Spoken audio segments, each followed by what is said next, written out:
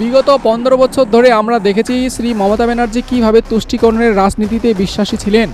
তিনি কিভাবে 70% কমিউনিটিকে বারবার শোষিত করেছেন, বঞ্চিত করেছেন, ধার্মিকভাবে আঘাত করেছেন, শুধুমাত্র 30% সংখ্যক কমিউনিটিকে সন্তুষ্ট করার জন্য। এখন প্রশ্ন হচ্ছে, যেহেতু স্বাধীনতার পর প্রথমবার পশ্চিমবঙ্গের মাটিতে বিজেপি সরকার গঠন হলো, এখন কি বিজেপি সরকার সেই 30% কমিউনিটির ওপর অত্যাচার করবে? অনেকেই বলেন বিজেপি একটা হচ্ছে হিন্দুত্ববাদী সরকার। প্রশ্নটা খুব সহজ এবং উত্তরটা আরও সহজ।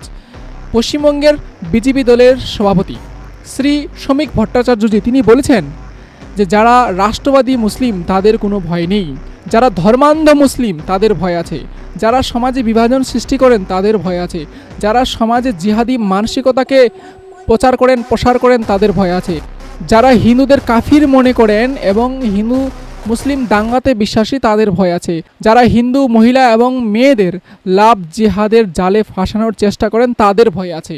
এটা আমি বলছি না, এটা বলছেন পশ্চিমবঙ্গের বিজেপি দলের সভাপতি এবং তাদের দলের বরিষ্ঠ নেতারা। তাছাড়া রাজ্য সভাপতি এটাও বলেছেন যে দল দলের মতো কাজ করবে এবং সরকার সরকারের মতো কাজ করবে।